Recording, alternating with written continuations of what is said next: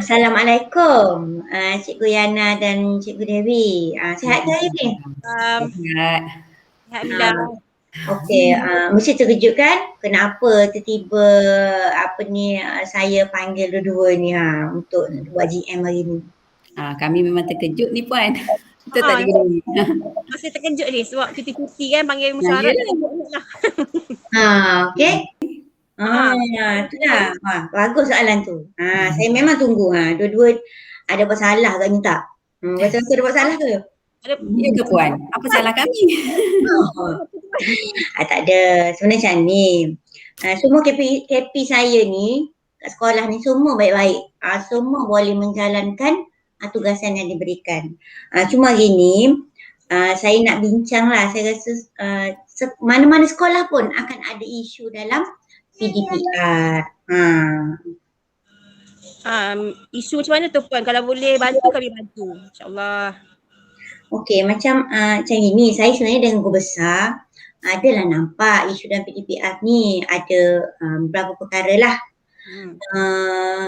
Dia macam saya nampak kalau dari segi akademik sendiri, dia lebih kepada isu bahasa.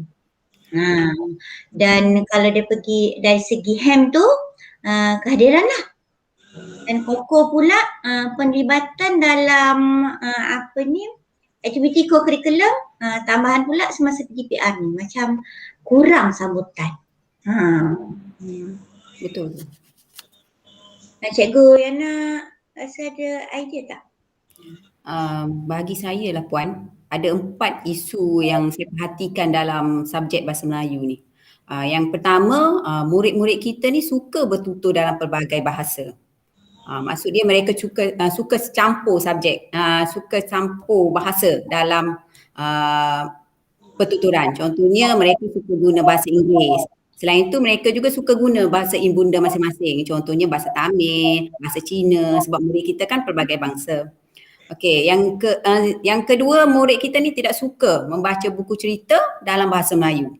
Mereka lebih gemar baca buku dalam bahasa Inggeris. Itu yang saya perhatikan lah. Yang ketiga, murid kita ni dalam penulisan mereka suka mencampurkan perkataan dalam bahasa Melayu dengan bahasa Inggeris. Maksud dia dalam bila kita buat peperiksaan ke, kita buat latihan ke, mesti ada perkataan bahasa Inggeris yang diselitkan dekat situ. Itulah yang dapat saya perhatikan lah setakat ni. Okey. Kalau Cikgu Dewi pula dalam bahasa Inggeris, ada tak isu-isu ni? Okey, dalam pandangan saya sepanjang saya mengajar bahasa Inggeris kat sekolah ni, saya dapati ada 4 isu besar lah yang paling nampak ketara. Yang pertamanya, saya dapati dalam sekolah kita ni ada 2 kelompok yang berbeza. Selalunya faktor dia ialah dari segi sosioekonomi lah.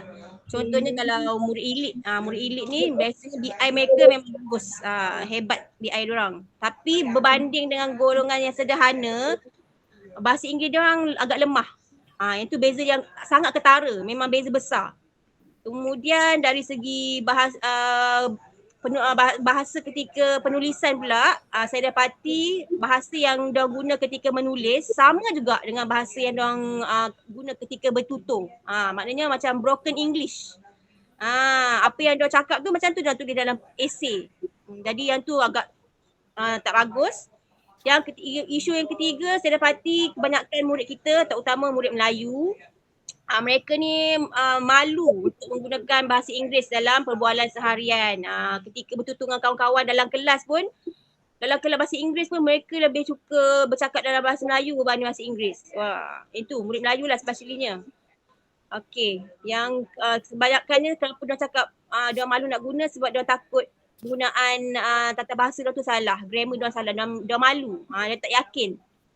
Dan yang keempat, saya dapati murid-murid kita ni lebih suka menonton TV dalam cerita bahasa Inggeris daripada membaca buku cerita bahasa Inggeris. Dia lebih suka tengok TV daripada baca. Tu kelemahan diorang lah, 4 isu ni.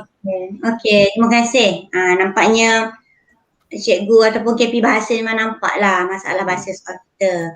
Dan saya sendiri memang akui lah faktor sosioekonomi ni memang sangat ketara lah di sekolah kita ni. Okey.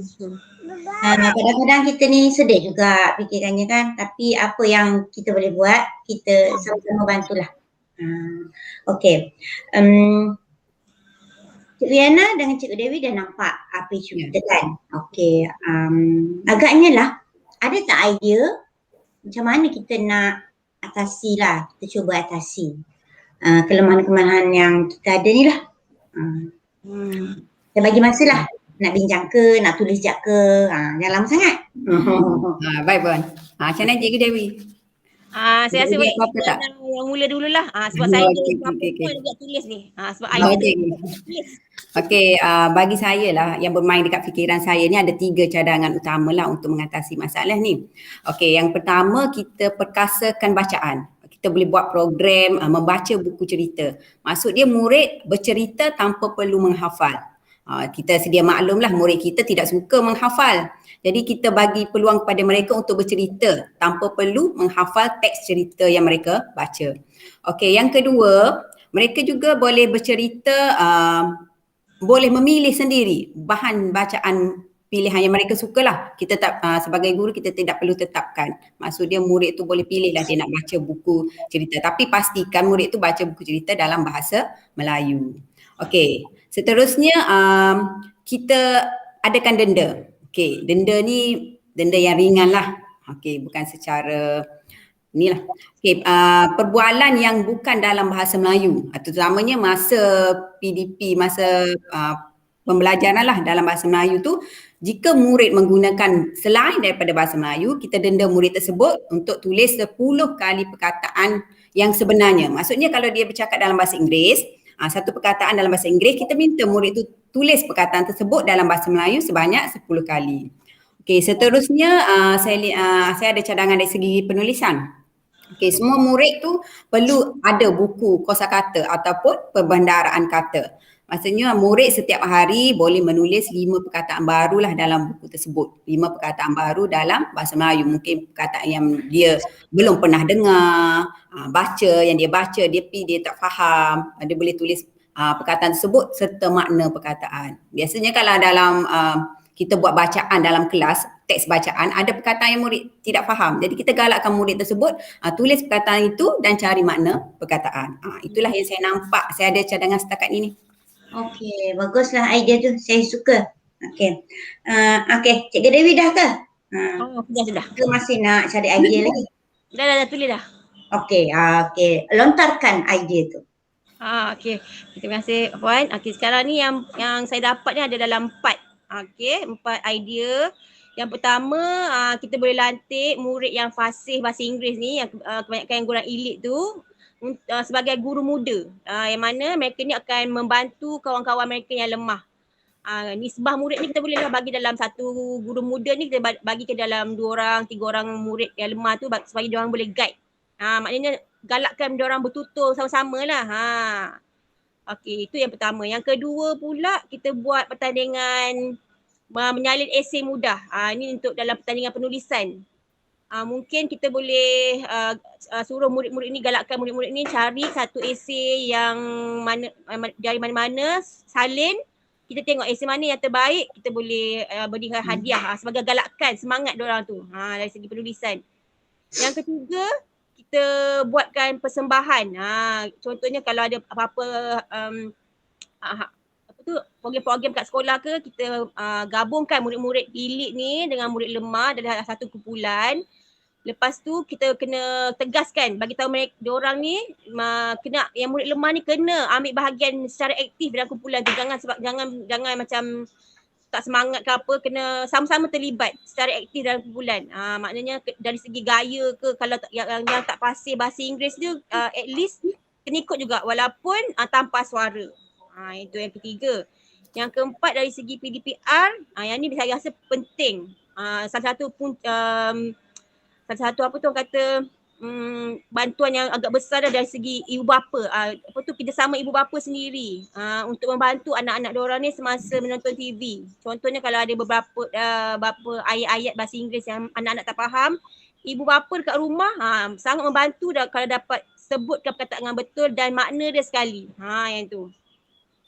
Dan akhir sekali, secara bersemuka, guru-guru kita, guru-guru kat sekolah, guru bahasa Inggeris boleh bawa murid ni ke pusat sumber sekolah untuk menonton TV sambil belajar. Menggunakan contohnya kalau sekarang ni Didik TV, kita boleh gunakan benda tu lah, dan juga gunakan aset sekolah dengan sewajarnya. Tu. Okay. Wow. Banyak idea sebenarnya KP saya ni. Tak salah lah. Saya lantik KPBM dan KPBI ni. Okay. Rasa ada lain lagi tak?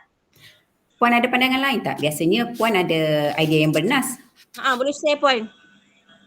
Sebenarnya memanglah ada tu, tapi macam saya cakap tadi lah, saya nak idea tu datang daripada cikgu, sebab cikgu rasa macam sentiasa dengan budak, nampak benda-benda tu kan. Okay. Kalau saya lah, saya ambil dari segi jadual waktu. Contohnya bahasa Inggeris ataupun bahasa Melayu, masa kita peruntukkan tu banyak. Mungkin 10 ke tak 1, 11 kan. Macam saya cadangkan satu je kita ambil satu waktu daripada 10 atau 11 tu. Kita buat macam pertandingan ke, persembahan ke, kita namakan dia apa-apa dah, kita boleh namakan dia. Macam contohnya lontaran idea bahasa ke, kita buat waktu dalam kelas boleh, kita buat di tapak hit pun boleh, kita buat di sudut bercerita dalam pusat sumber pun boleh. Jadi kita macam kita bagi peluang kepada mereka, tak semestinya bentuk tandingan pun. Persembahan kalau macam panitia ada duit tak apa, kita buat dalam bentuk tandingan. Masa perniagaan ni pun saya rasa boleh kita buat. Kan? Boleh. Okey. Dalam BI biasanya persembahan yang saya dapat tengok lah, contoh macam reading storybook, kan kelas boleh buat ni action song ke, kemudian speech, bercakap depan orang ramai. Satu lagi learn a word a day, maknanya guru akan beri satu perkataan untuk murid cari makna dia dan tulis dalam buku lah, macam yang bahasa Melayu buat tu, bahasa Inggeris pun boleh buat juga. Buku vocabulary book, tu pun idea yang bagus. Tu. BM pun ada idea ni. Saya dah catatkan ni. Okay. Macam BM sama ada kita buat secara bersemuka ataupun PDPR, kita boleh buat aktiviti. Contohnya kita buat aktiviti pelawak cilik. Murid kita boleh cungkil bakat murid tu. Mungkin murid dalam kalangan murid kita ada yang boleh jadi pelawak kan. Kita tak pasti. Okey. Kemudian cikgu comel, kita boleh buat dengarlah ceritaku, kita boleh buat resepsi buku. Okey, macam dengarlah ceritaku tu murid boleh buat dalam bentuk video dan hantar kepada guru subjek masing-masing lah. Resepsi buku tu pula murid mungkin boleh hantar penulisan mereka kepada guru-guru untuk disemak. Itu sama ada kita boleh buat lah. Walaupun sekarang kita musim PDPR kan, aktiviti-aktiviti ini boleh dijalankan juga. Okay. Terima kasih. Alhamdulillah banyak idea cikgu ni. Baguslah. Saya nampak lah. Sekolah nampak. Arah tuju cikgu pun cikgu nampak. Okey. Tapi rasa-rasanya kan, orang kata nak capai sesuatu tu, mesti ada halangan. Kan? Macam Cikgu Yana, Cikgu Dewi sebagai KP, mesti ada halangan tu. Boleh tak macam, bukan nak cari negatif, yang positif pun mungkin halangan juga. Boleh tak bagi? Ada tak halang-halangan? Puan, perbincangan kita sekarang ni menjurus kepada bersemuka kan. Tapi dalam keadaan sekarang ni yang PDPR, tak boleh pergi sekolah, macam mana tu Puan? Ada tak? Macam mana nak bantu ni Puan dari segi sekarang kekangan kita ni? Okay, Cikgu Yana kot boleh bantu? Okey, untuk sekarang ni kalau tadi Puan ada bertanya tentang halangan kan. Dari segi halangan ni kalau secara bersemuka lah kan. Dari segi bersemuka tu kita tengok kalau murid kita, contoh kita suruh minta tampil ke hadapan, sama ada untuk bercerita ke, untuk menyampaikan idea ke, untuk apa-apalah, bersajak ke apa kan, berpantun, mereka ni kurang keyakinan diri. Maksudnya malu. Kita terpaksa sebut nama, tak ada yang secara sukarela.